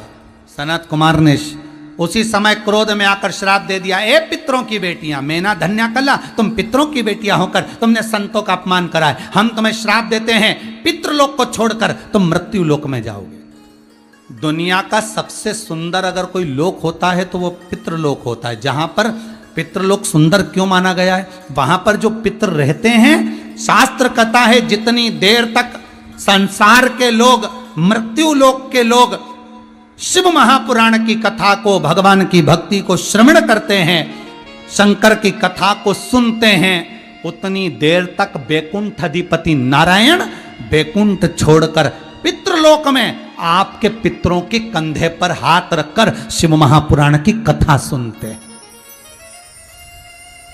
हमको रोज नारायण का दर्शन नहीं होता, हमको रोज भगवान का दर्शन नहीं होता, पर पितरों को प्रतिदिन। और देखिए आस्था चैनल के माध्यम से कितने लोग कथा सुन रहे हो, फेसबुक यूट्यूब के माध्यम से कितने लोग कथा सुन रहे हो।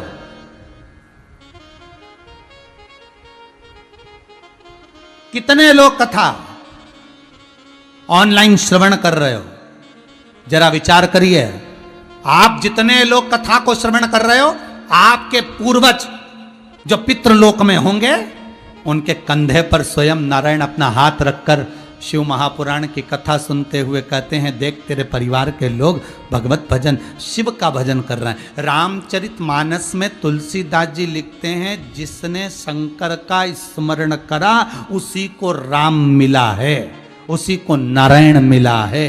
जो शंकर से वंचित रह गया उसको ना राम मिला ना नारायण मिला है। इसीलिए आप शिव का जब भजन करते हो, शंकर की कथा को श्रवण करते हो, शिव महापुराण की कथा को सुनते हो, पितृलोक में भगवान विष्णु तुम्हारे पूर्वजों के साथ बैठकर आशीर्वाद देते हैं कि तेरे बच्चे खूब फले फूलें, उन्नति करें, तरक्की करें, क्योंकि वो कथा का रसास्वादन अपने पूर्वजों को करा रहे हैं, अपने पूर्वजों।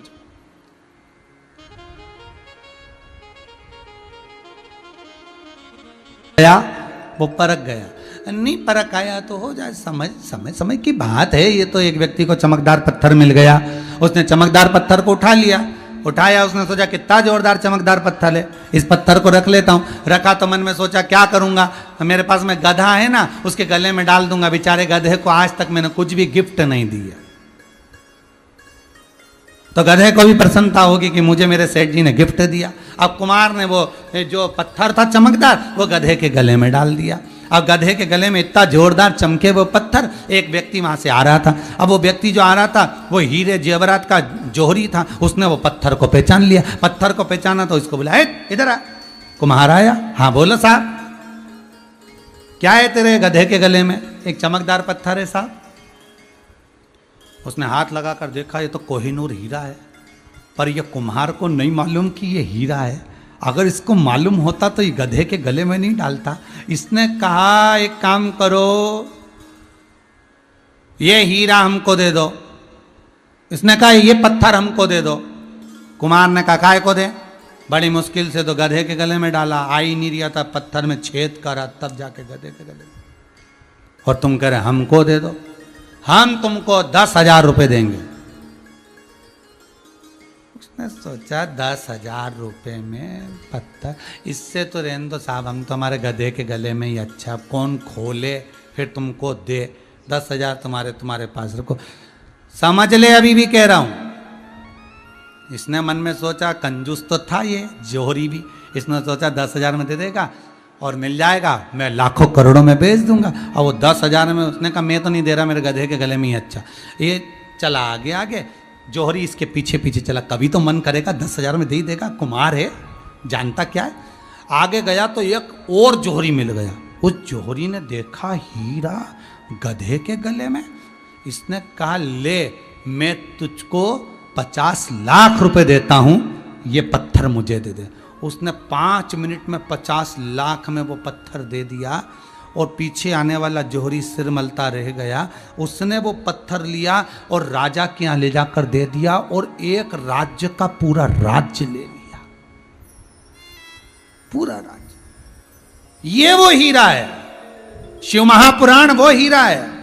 जो समझ गया उसके लिए तो करोड़ों का हो गया, जो ना समझ है। संसार के कई लोग ऐसे हैं जो शिव महापुराण के बताए हुए एक एक उपाय को करते हैं, और जब उपाय करते हैं उनका जब काम हो जाता है तो बड़े प्रसन्न होते हैं। हमने शंकर का ये कार्य किया था, हमारा काम हो गया। हमने पशुपति व्रत किया था, हमारा ये काम हो गया। हमने शंकर का ऐसा अनुमोदन किया था, हमारा ये कार्य हो गया। शंकर का जो परख गया, हीरे को पहचान गया, उसकी चमक को जान गया, वो करोड़ों में चला गया। और जो नहीं जाना उसके लिए तो पत्थर है, उसके लिए तो पुराण है, उसके लिए तो शिव महापुराण। पहचान गया जो, उसके लिए आनंद है।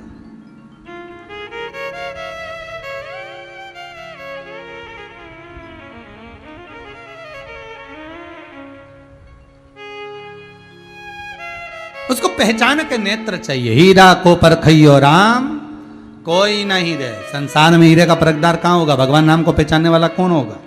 स्मरण को कौन पहचानेगा? पितृलोक बड़ा सुंदर लोक है, जहां पर देवता बैठकर भगवान शंकर की कथा सुनते पितरों के साथ। पितृलोक से नीचे उतरने के लिए तैयार नहीं थी देवियां, चरणों में पड़ गई। सनत कुमारों के गुरुदेव क्षमा कर दो, हमसे गलती हो गई, आपका अपमान हो गया। संत साधु सन्यासी तपस्वी साधक उपासक विद्वान ब्राह्मण गौ माता घर की नारी, इनका अपमान नहीं होना चाहिए, इनका अपमान ना हो।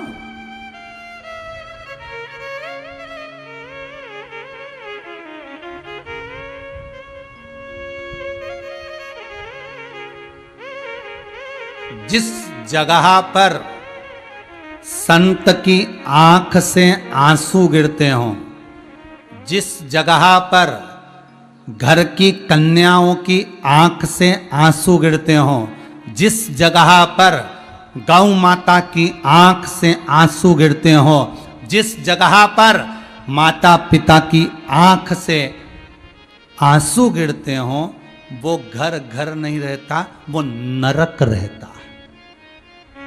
वो घर घर नहीं है, वो नरक है।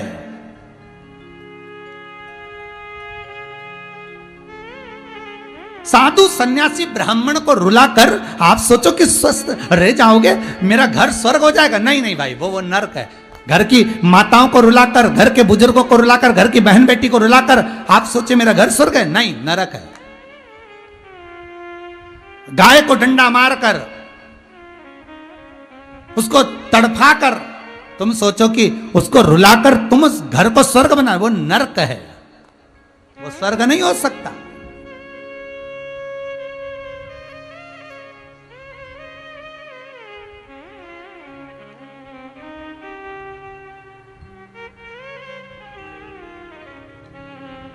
महाराज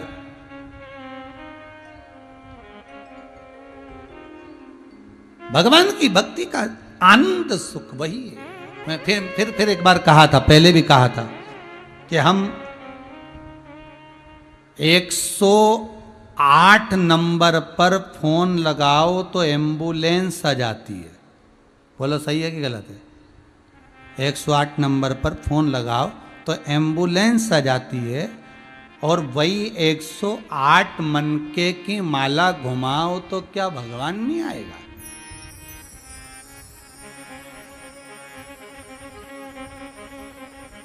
क्या शिव नहीं मिलेगा? मैना, कन्या, कला, नीचे जाओ तुम मृत्यु लोक में जन्म लोगी।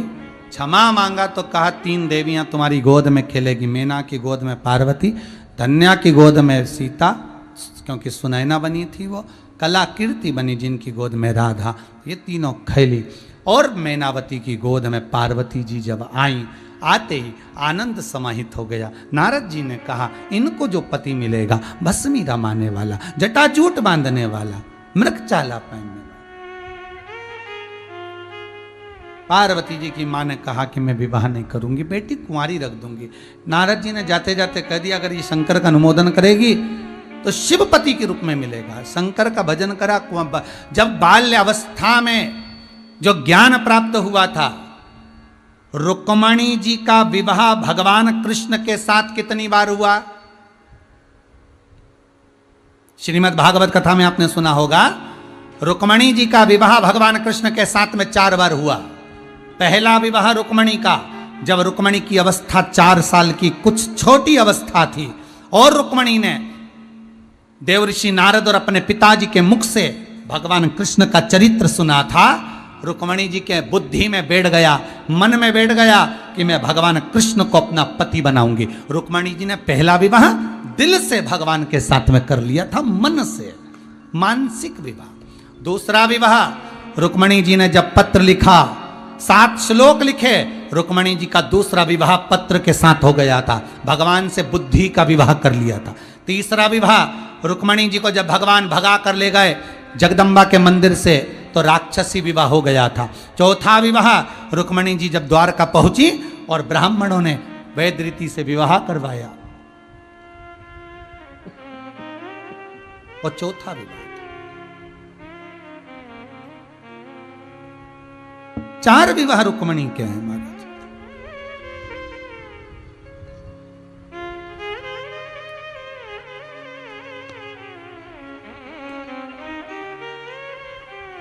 बचपन, जवानी, अधेड़ी, बुढ़ापा, रुक्मणी जी ने चारों अवस्था 4 विवाह में भगवान को दे दी। आप भी दे दो।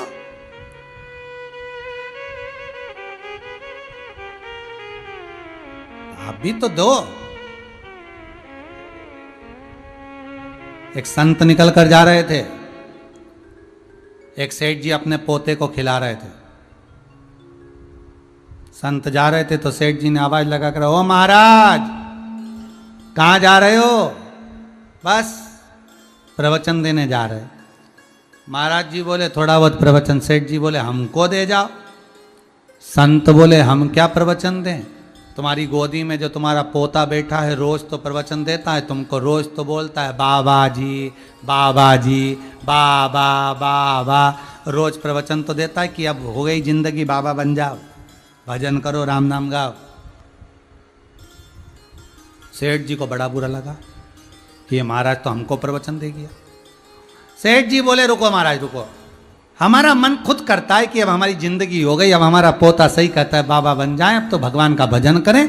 पर महाराज बात इतनी सी है कि मन 2-4 बार करा बाबा बनने का, पर बेटे को गोदी में ले तो वो कहता बाबा जी, और बेटी के बेटे को गोदी में ले तो कहे ना ना ना ना ना ना। अब आफत में हम फंसे कि बाबा बनने का मन बनाओ तो बेटी का बेटा कहता ना ना मत बनना। संत मन में सोचे सेठ जी तो बड़ा अपने आप को ज्ञानी समझता है, बताओ। और सेठ जी संत ने तो कहा तुम्हारे पांव पड़ लें तो तुम्हारे बराबर संत नहीं मिले, जाए हम तो हमारे। ये दुनिया है। अगर कोई समझाने का प्रयास करे ना तो बहुत इतनी अक्ल से समझाएंगे, अब बहुत बढ़िया, क्या समझाने बैठेंगे। विद्वत्ता। पार्वती जी जान गई, पार्वती जी गई तप करने, साधना करने। बाल्यावस्था में जो ज्ञान प्राप्त हुआ था, बस अपने बच्चों को जो संस्कार बाल्यावस्था में दिया जाता है, वो संस्कार जीवन भर चलता है, जीवन भर चलता।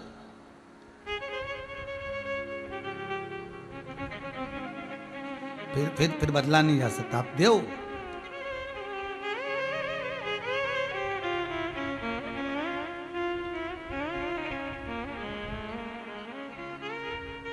और जो संस्कार बच्चों के मन में आ गया,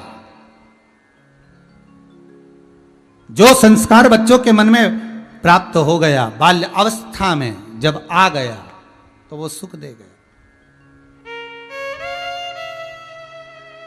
वो आनंद की अनुभूति करा।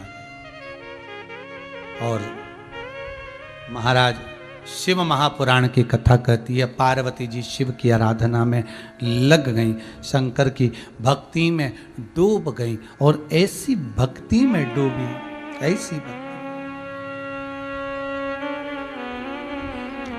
पार्थिव शिवलिंग का निर्माण करती, पूजन करती, भगवान का स्मरण करती। ओम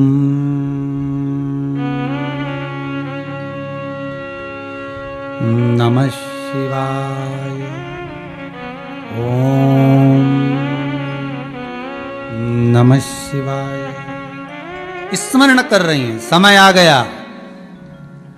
कई बार भगवान शिव ने जाकर परीक्षा ली। भगवान शंकर तप साधना में लीन थे, कामदेव ने समाधि तोड़ना चाहिए। भगवान शंकर के तीसरे द्वारा कामदेव जलकर भस्म, कामदेव जलकर भस्म, समाधि।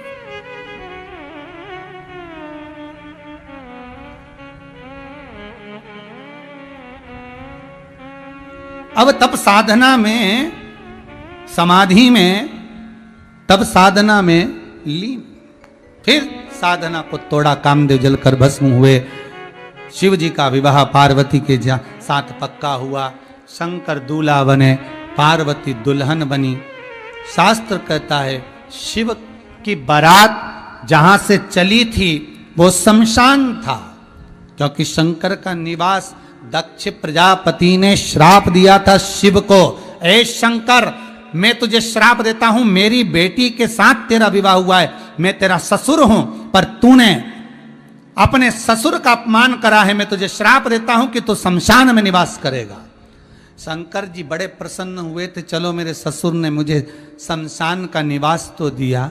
शंकर जी उठकर नाचे तो भगवान विष्णु ने पूछा तुम इतना नाच क्यों रहे हो? शंकर भगवान बोले मेरे ससुर जैसा दुनिया में किसी का ससुर नहीं होगा। प्लाट भी दिलाया तो ऐसी जगह दिलाया जहां कोई कब्जा ही नहीं करेगा। अगर मकान मेरा शमशान में होगा तो कब्जा कहां? कथा याद करिए, मकान आपकी पसंद का है, मसान शंकर की पसंद का है, कब्जा कौन करेगा?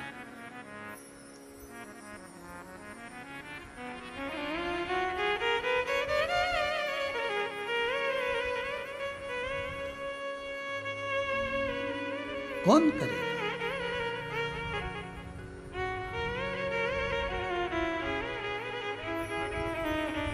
अभी तो पहले होटलें फुल चलती थी, गाड़ियां फुल चलती थी, हॉस्पिटल फुल चलते थे, रेस्टोरेंट फुल चलते थे। इस कोरोना महामारी में शमशान भी फुल चल रहा है।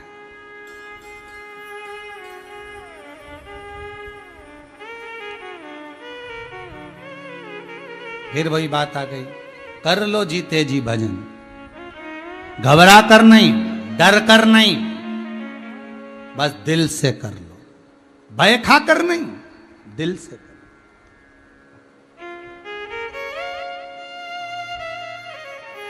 विवाह हुआ, शिव पार्वती जी को लेकर गए। उनके विवाह का कारण केवल इतना था कि तारकासुर का संहार करना था। और तारकासुर कौन? शिव महापुराण की कथा कहती है ये तारकासुर ने जो वर मांगा था, ब्रह्मा जी से वर मांगा था कि शंकर के पुत्र द्वारा मेरे प्राण छूटे। मतलब समझना, कि शंकर का कितना बड़ा भगत होगा तारकासुर, कोई साधारण नहीं होगा। शिव के पुत्र से वध क्यों मांगा? स्वयं इंद्र ने एक बार तारकासुर से पूछा कि तू इतना बड़ा असुर होकर, राक्षस होकर, तूने भगवान शंकर के पुत्र द्वारा क्यों मरना चाहा? तो तारकासुर ने कहा, शंकर मेरे हृदय चित्त में बसते हैं। शंकर का पुत्र अगर मेरे प्राणों को हरेगा तो फिर मेरा जन्म नहीं मिलेगा, फिर मैं चला गया, फिर मेरा कोई जन्म नहीं। अंतिम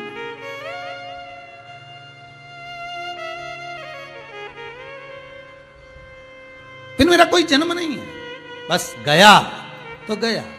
आपसे भी निवेदन है, आप भगवान से बहुत भोग विलास वस्तु सामग्री ना भगवान से कहना, अगर देना हो तो दीजिए जन्म जन्म का साथ, बस इतनी कृपा कर, इतनी दया हो, इतनी कृपा हो कि आप और हम दोनों सम्मुख, ऐसी कृपा कर दीजिए।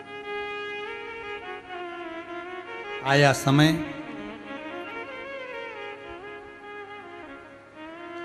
गंगा मैया को भगवान शिव ने जो वर दिया था, हे गंगा मेरा विवाह पार्वती जी के साथ होगा, पर गंगा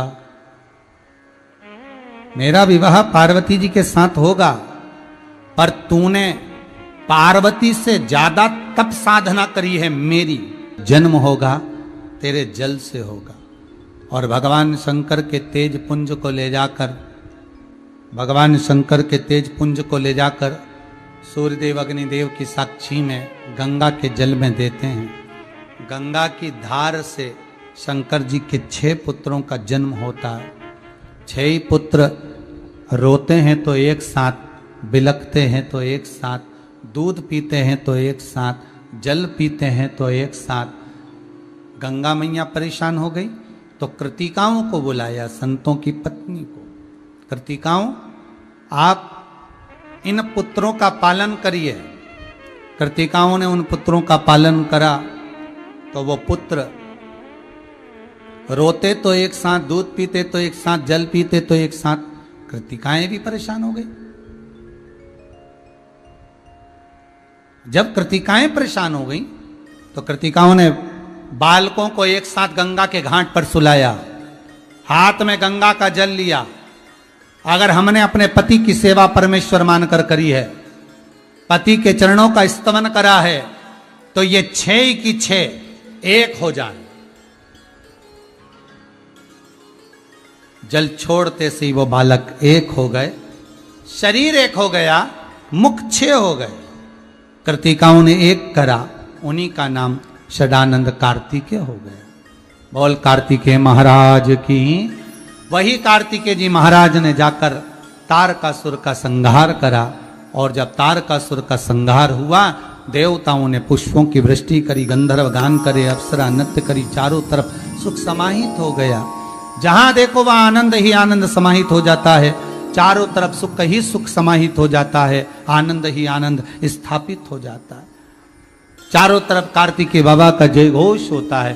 बोल कार्तिकेय महाराज की जय। हर हर महादेव। भगवान शंकर की पावन कथा आज कार्तिकेय जी के चरित्र पर विराम देते हैं। कल सुंदर षडानंद कार्तिकेय जी का संवाद, पशुपति व्रत की महत्वता और केदारेश्वर का स्मरण करेंगे। कल की कथा में भाव भक्ति से सभी जानदाता जो जिस रूप में दान सहयोग प्रदान कर रहे हैं, उन सभी को बहुत बहुत साधुवाद है, बहुत बहुत धन्यवाद है। हर हर महादेव। जय जय श्री राधे। सभी भक्तों को हर हर महादेव सादर जय श्री कृष्णा। 7 वर्षीय सुंदर श्री शिव महापुराण की अलौकिक दिव्य कथा हम सभी अपने घरों पर रहकर पूज्य गुरुदेव की अमृतमय वाणी में श्रवण कर रहे हैं। निश्चित ही ये हम सभी का सौभाग्य है कि बैसाख के पावन महीने में सुंदर भोलेनाथ की भक्ति हमको घर बैठे करने का शुभ अवसर प्राप्त हुआ। और आज जिन दानदाताओं ने, जिन भामाशाहों ने मंदिर, गौशाला, वृद्धाश्रम, अन्य क्षेत्र हेतु अपनी सहयोग राशि प्रदान करी, उन सभी पुण्यशाली दानदाताओं के नाम सुमन जी गुप्ता 501 रुपए की सहयोग राशि आपने समर्पित की। मरीराम जी अस्तवाल हरियाणा से 501 रुपए। मनी देवी जी की तरफ से 1011 रुपए। निशा जी श्रीवास्तव लखनऊ उत्तर प्रदेश से 501 रुपए। अंकित जी दुबे मंदसौर से 1001 रुपए। अर्चना अशोक जी पाल 501 रुपए। कृष्ण जी मिश्रा 1101 रुपए। मोहनलाल जी कुमावत उज्जैन से आपने 1111 रुपए की सहयोग राशि प्रदान करी। सल्ला अनिल जी जाजू महाराष्ट्र अमरावती महाराष्ट्र से 1101 रुपए। कमलाबाई जी मध्य प्रदेश से 551 रुपए। सुभद्रा दिनेश जी यादव खरगोन मध्य प्रदेश से 501 रुपए। बसंती रमेश जी पटेल खरगोन मध्य प्रदेश से 511 रुपए। तेजल जी जैन 501 रुपए। पायल जी जैन 501 रुपए। लक्ष्य जैन 501 रुपए। नीलू दीपक जी दिल्ली से 501 रुपए। ममता देवी 501 रुपए। गीता देवी पाल रायसेन मध्य प्रदेश से सुंदर 1503 रुपए की सहयोग राशि आपने समर्पित की। बहुत बहुत बधाई सभी दानदाताओं को। एक निवेदन करेंगे, जिन लोगों के फोन कल आ रहे हैं कि अक्षय तृतीया पर जल का दान देना है गौशाला के लिए, आपको मालूम होगा, जो लोग यहाँ पर रुद्राक्ष महोत्सव में आए थे उनको मालूम होगा, यहाँ पर पानी की बड़ी कमी है। तो टैंकरों से गौशाला के लिए पानी आता है। ये आप लोगों ने रुद्राक्ष महोत्सव में भी देखा होगा कि टैंकर भरा भरा कर बुलवाए गए थे पानी के लिए। तो जो लोग पूछ रहे हैं कि कल अक्षय तृतीया है, जल का दान देना है, तो उनके लिए निवेदन है कि आप लोग जो जल का टैंकर का पूछ रहे हैं, वो टैंकर जब सीहोर से यहाँ 12 किलोमीटर दूर आता है तो लगभग वो 800 रुपये लेता है। तो निवेदन है, जो लोग टैंकर का पूछ रहे हैं वो आप 4 टैंकर 5 टैंकर 10 टैंकर जो पानी डलवाना चाहते हैं तो वो उस चीज़ का भाव रखें और उस चीज़ का स्मरण करें। हर हर महादेव। जय जय श्री राधे। राम बाबू जी पचोरी गुना मध्य प्रदेश से 551 रुपए की सहयोग राशि आपने समर्पित की। जगदीश प्रसाद जी गुप्ता 511 रुपए। राजन जी मित्तल इंदौर मध्य प्रदेश से 501 रुपए। विजय जय किशन जी राठी पुणे महाराष्ट्र से 1001 रुपए। आंतिया जी साहू मुल्ताई मध्य प्रदेश से 5001 रुपए की सहयोग राशि आपने समर्पित की। गुप्तदान तमिलनाडु से 511 रुपए। संतोष जी इंदौर मध्य प्रदेश से 1101 रुपए। जितेंद्र जी ठाकुर 1101 रुपए। उर्मिला जी गुप्ता दिल्ली से 501 रुपए। हेमलता पुरुषोत्तम जी नागपुर महाराष्ट्र से 501 रुपए। राधेश्याम जी चौहान कुक्षी से 501 रुपए। गुड़िया देवी उत्तर प्रदेश से 501 रुपए। दीपक जी नारंग राजस्थान से 11,000 रुपए की सहयोग राशि आपने गौ सभा हेतु प्रदान करी। बहुत बहुत बधाई। लक्ष्मी प्रसाद जी उत्तराखंड से 1101 रुपए।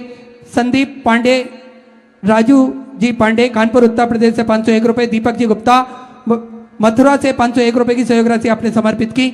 नरेश जी बागुल भोपाल मध्य प्रदेश से 501 रुपए। काशी महिमा मंडल की तरफ से झांसी उत्तर प्रदेश से 1101 रुपए। बालाजी ग्रैंड बाजार की तरफ से 2100 रुपए। पूनम उत्तम नगर दिल्ली से 1101 रुपए। परविंदर जी रावत गाजियाबाद उत्तर प्रदेश से 501 रुपए। पीटर जी की तरफ से 501 रुपए। नापदा नरोत्तम साहू कोरबा छत्तीसगढ़ से 1101 रुपए। घनश्याम मंजू जी चौरसिया मध्य प्रदेश से 501 रुपए। और अनुज वरुण जी वासु बैतूल से 501 रुपए। रमेश चंद जी सवालाखिया 501 रुपए। परसराम जी पाटीदार देवराज जी की तरफ से 5100 रुपए की सहयोग राशि आपने बाबा भोलेनाथ के विशाल मंदिर निर्माण हेतु प्रदान करी। बहुत बहुत बधाई। श्याम सुंदर जी की तरफ से 501 रुपए। शुभम मोहनलाल जी मेहता उज्जैन मध्य प्रदेश से 501 रुपए। अनसुईया देवी राजस्थान से 2100 रुपए की सहयोग राशि आपने समर्पित की। दिव्या कुमारी इंदौर मध्य प्रदेश से 501 रुपए। निक्की जी नोएडा उत्तर प्रदेश से 501 रुपए। रजत जी खंडेलवाल कानपुर उत्तर प्रदेश से 501 रुपए। अमित कुमार जी फतेहपुर से 501 रुपए की सहयोग राशि आपने समर्पित की। दीपक जी महेश्वरी जयपुर राजस्थान से 1101 रुपए। शंकर लाल जी खरगोन मध्य प्रदेश से 1101 रुपए। गुप्तदान ग्वालियर मध्य प्रदेश से 501 रुपए। जयंत जी कोहली राजस्थान से 501 रुपए। मोहनलाल जी टेलर जयपुर राजस्थान से 1101 रुपए। विजय कुमार जी जायसवाल कानपुर उत्तर प्रदेश से 1101 रुपए। अलखनंद विजय नाथ जी की तरफ से 1101 रुपए। दिनेश कुमार जी टेलर राजस्थान से 1111 रुपए। सुरेश गणेश लाल जी जोशी अमरावती महाराष्ट्र से आपने 701 रुपए की सहयोग राशि समर्पित की। द्रौपदी जी परमार सुजालपुर से 1101 रुपए। अनुज जी की तरफ से फरीदाबाद से 1101 रुपए। अरुण पनवार फरीदाबाद से 501 रुपए। सुनीता जी सूर्यवंशी सीहोर मध्य प्रदेश से 501 रुपए। कृष्णा जी मोदी बीकानेर राजस्थान से 501 रुपए। स्वर्गीय पद्मावती जी की स्मृति में बिहार से 501 रुपए। बलवीर सिंह जी की तरफ से 1101 रुपए। सुनीता द्विवेदी कानपुर उत्तर प्रदेश से 501 रुपए। कृपाल सिंह जी कंजर की तरफ से 1101 रुपए। कृपाल सिंह जी कंजर 501 रुपए। मनीष जी कृष्ण जी मिश्रा प्रीतमपुर मध्य प्रदेश से 1101 रुपए। तेजूबाई जी सोलंकी देवास मध्य प्रदेश से 2100 रुपए की सहयोग राशि समर्पित की। रजनी जी गुप्ता दिल्ली से अपने 21,000 रुपए की सहयोग राशि देकर आजीवन भोजन भंडारे की सदस्यता ग्रहण करी, सुनहरे अक्षरों में अपना नाम अंकित कराया। बहुत बहुत बधाई। जो आजीवन भोजन भंडारे के सदस्य बन रहे हैं उनसे निवेदन है अपनी तारीख अवश्य लिख कर भेजें, जिससे उस तारीख को आप लोगों को भोजन भंडारा जब यहाँ हो तो सूचना प्राप्त जरूर हो। जो आजीवन भोजन भंडारा, और ये जो 21,000 रुपये हैं केवल एक बार जमा करना है और आजीवन वो भोजन आपके जीवन काल में अपन है ना है तभी भी वो भोजन भंडारा उस तारीख को चलेगा। प्रेमलता जी सोलंकी राजस्थान से 511 रुपए, पुष्पा देवी जी, रमेश चंद जी रतलाम मध्य प्रदेश से 1101 रुपए, प्रियंका सिंह जी उत्तर प्रदेश से 501 रुपए की सहयोग राशि आपने समर्पित की। भगवती जी शर्मा, मूलचंद जी शर्मा जयपुर राजस्थान से आपने भी 21,000 रुपए की सहयोग राशि देकर आजीवन भोजन भंडारे की सदस्यता ग्रहण करी, सुनहरे अक्षरों में अपना नाम अंकित कराया। बहुत बहुत बधाई। भगवती जी शर्मा की तरफ से 501 रुपए की सहयोग राशि अन्य गौ माता के चारे हेतु समर्पित की। रोहित जी कटक 1101 रुपए, रोहित जी सिरोप उड़ीसा से, राजकुमारी जी सिरोप की तरफ से 1101 रुपए की सहयोग राशि। बाला रानी इंग्लैंड से आपने सुंदर 11,000 रुपए की सहयोग राशि बाबा कुबेरेश्वर महादेव के आज मंदिर निर्माण हेतु प्रदान करी। बहुत बहुत बधाई बाला रानी जी इंग्लैंड से, सुंदर विचार आपके। सुमित्रा कुंवर जी राजस्थान से 1,001 रुपए, महान शेखर महान बिलासपुर छत्तीसगढ़ से 501 रुपए, सदाशिव जी महाराष्ट्र से अन्य क्षेत्र हेतु 11,000 रुपए की सहयोग राशि आपने समर्पित की। सदाशिव जी